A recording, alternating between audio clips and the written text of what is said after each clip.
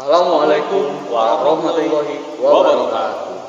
Siswa tersesat. Oh, siswa tersesat. Oh, siswa tersesat. Astagfirullah. Oke, sebelumnya perkenalkan saya Radit sebagai host, lalu ada Saya juga Opal sebagai host juga. Bagaimana sobat tersesat kabar kalian? Alhamdulillah kalau saya baik. Selamat datang kembali di konten siswa tersesat.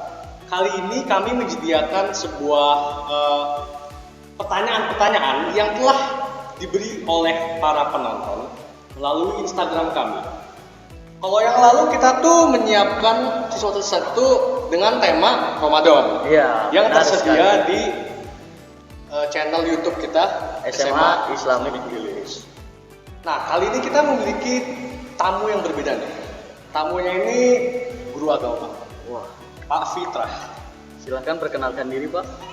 Udah Gimana, kenal, Pak? nggak perlu diperkenalkan. Oh, Ya kan banyak penonton baru, siapa tahu yang ingin kenal Bapak lebih dalam. Kebetulan saya gurunya mereka ini. Betul Jadi sekali. kalau muridnya sesat, gurunya lebih sesat gitu. Itu sudah memang. Oke, gimana Mas Alid? Langsung Oke. saja ke pertanyaan kalian. Jadi sebelum itu untuk kalian nih yang mau nanya-nanya, kalian bisa tanya juga ke pertanyaan apapun tentang siswa tersesat, apapun itu, asal masuk dari tema ya. Kalian bisa follow di sini, Ispil Council. Atau enggak kalian bisa berkomentar di video ini ya nanti. Jangan lupa subscribe juga, oke? Langsung pertanyaan pertama dari Keon.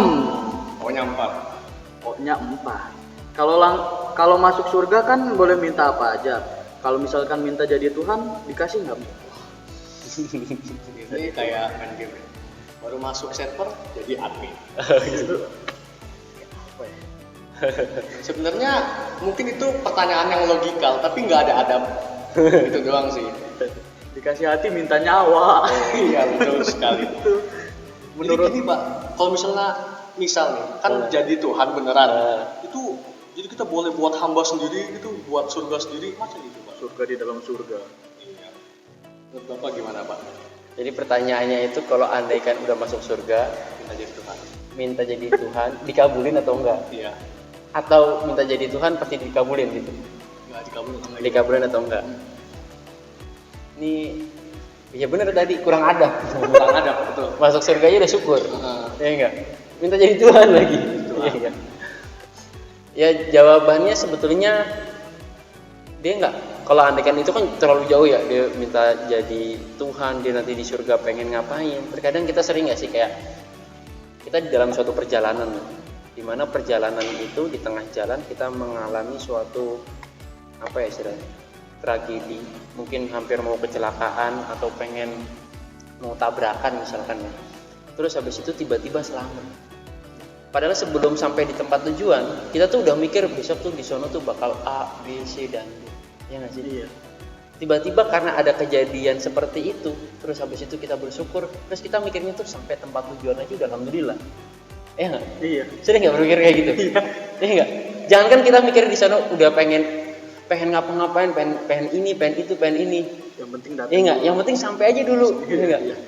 Nah itu kadang-kadang logika kita tuh apa ya? Terlalu jauh mikirin buat besok jangankan jadi Tuhan ya enggak, masuk surga aja syukur ya enggak. Padahal itu yang dilewati masih banyak, masih ada hari perhitungan yang mau hisab ya enggak. Jangankan itu, kita nggak usah mikir jauh-jauh ihdinas siratal mustaqim, ditunjukinlah kami ke jalan yang lurus, menjembatani siratal mustaqim. Kadang-kadang di dalam kubur aja kita masih mikirin kira-kira dapat azab kubur atau kita di dalam kubur bisa selamat. Jadi terlalu jauh. Ya, jadi Tuhannya mah aduh jauh deh, ya enggak. Dan Tuhan itu adalah zat. Jadi kalau dia ngapain mikirin Tuhan, orang dia aja diciptakan. Ya enggak. Masa dia mau menciptakan? Dia mikirin dulu orang saya aja diciptakan. Ngapain saya mau menciptakan? Ya enggak. Iya. Mungkin itu. Oke. Baik, terima kasih penjelasannya Ustadz. Bentar Pak, berarti kalau misalkan si Keon minta jadi Tuhan terus diterima, kita kan kakak kelas nih. Iya. Berarti kita senior Tuhan. Iya. Iya. Kita masuk surga aja. Berarti Tuhannya dijajah gitu. Iya. Masa Tuhan dijajah? Saya enggak masuk nih, masa Tuhan aja dijajah. Ya enggak? Udah rusak. Anak logika.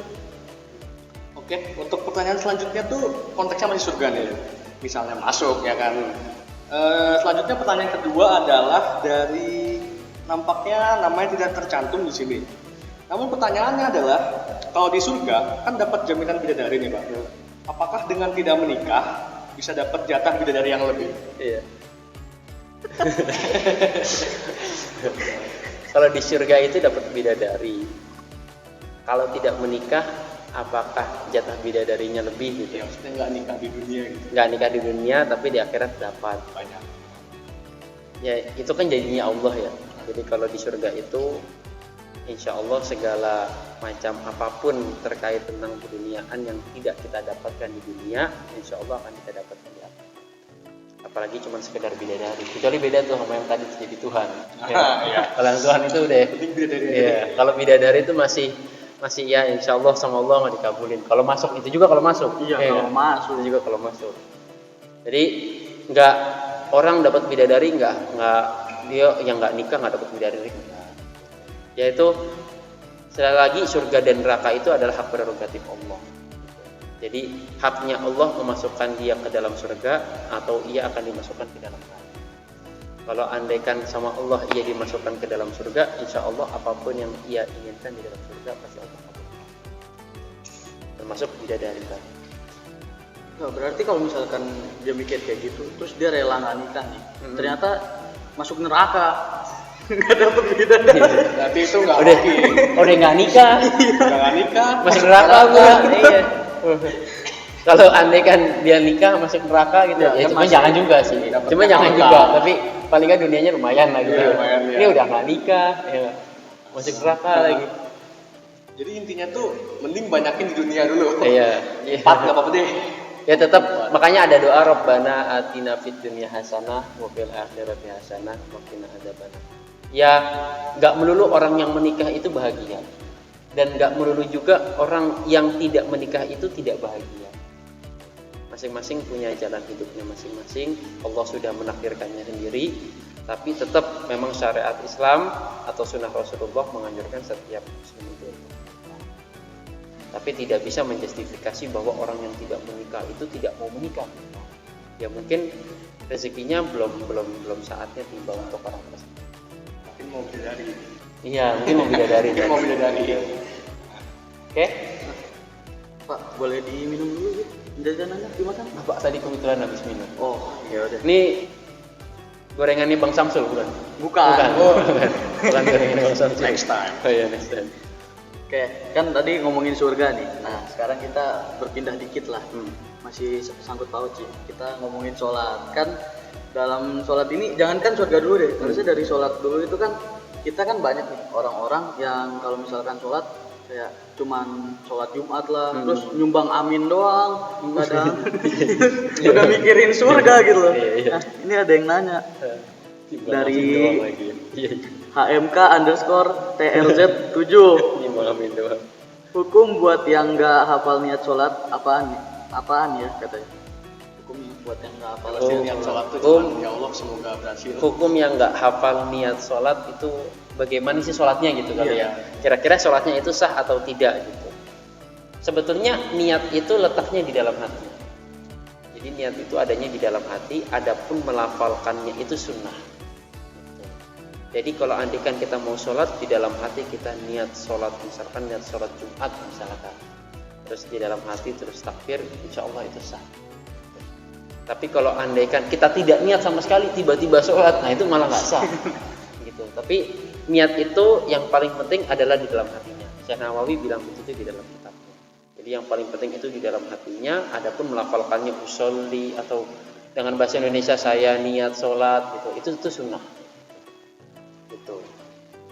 Itu sih. Jadi dan itu tadi ya maksudnya kayak tadi nyumbang amin mengharap surga, terus habis itu yang belum hafal niat kira-kira bagaimana sholatnya diterima atau tidak, yang bacaannya belum fase kira-kira diterima atau tidak sholatnya. Surga itu haknya Allah. Yang tadi saya bilang surga itu haknya Allah. Jadi kita nggak tahu nih kira-kira kebaikan, amal kebaikan mana yang itu ternyata menjadi sebab kita masuk ke dalam surga. Makanya itu pentingnya tidak memikirkan kira-kira amal ini kalau andaikan kita lakukan masuk surga nggak sih? Jadi kalau andaikan berbuat baik ya udah berbuat baik aja tanpa alasan, semata-mata mengharap ridho Allah. Karena kita tidak tahu kira-kira amal baik mana yang akan menghantarkan kita ke dalam surga. Jangan-jangan sholat kita sejauh ini nggak diterima sama Allah, cuman gara-gara kita beramal atau gara-gara kita memberikan sedikit nafkah kita atau sedikit harta kita kepada fakir miskin, akhirnya Allah memasukkan kita ke dalam surga. Kan nggak ada yang tahu kan? Rahmat Allah itu pokoknya luas. Berarti intinya pelafalan ya. Apa bisa bahasa Indonesia? Iya, intinya niat di dalam hatinya. Niatnya dalam hati. Iya, intinya di dalam hatinya kira-kira bener nggak sih mau sholat? Jangan-jangan di dalam hatinya mau ngamen, tapi tiba-tiba sholat, nah itu nggak boleh tuh. Itu nggak boleh. Dalam hatinya ngamen, terus tiba-tiba sholat, nah itu nggak sah. Karena nggak niat di dalam hatinya. Tapi kalau nggak bisa ya belajar lah. Iya, Masa niat gua nggak bisa. Bener. Banget. Bener. Tumben bener. Nah ini pertanyaan terakhir nih. Nampaknya dari orang yang sama, dari akun yang sama, HMK_TRZ7 lagi. Beneran tersesat. Kalau pertanyaan yang tadi kan kalau misalnya nggak hafal nih ya. Iya. Nah pertanyaan yang sekarang, apa hukumnya jika kita lupa gerakan sholat? Apa hukumnya jika kita lupa gerakan sholat? Jadi misalkan ruku jadi rebahan gitu. Iya. Turu. Iya. Ya. Gimana nih maksudnya lupa gerakan sholat tuh gimana? Ini seharusnya pertanyaannya lebih spesifik nih. Lupa gerakan sholat. Kalau andaikan lupa, misalkan lupa ruku atau lupa sujud, tiba-tiba misalkan seharusnya sujud, terus habis itu naik berdiri, ya kita bisa mengganti rakaatnya. Gitu. Atau misalkan lupa membaca surat Al-Fatihah, berarti kita kurang satu rukun. Nah makanya tadi sih kira-kira lupa gerakannya tuh lupa apa? Misalkan lupa caranya ruku bagaimana, itu yang ribet tuh. Itu ribet itu. Gitu. Belajar lagi. Ini ruku seharusnya misalkan membungkuk, tiba-tiba dia rebahan. Nah itu nggak sah tuh kalau itu.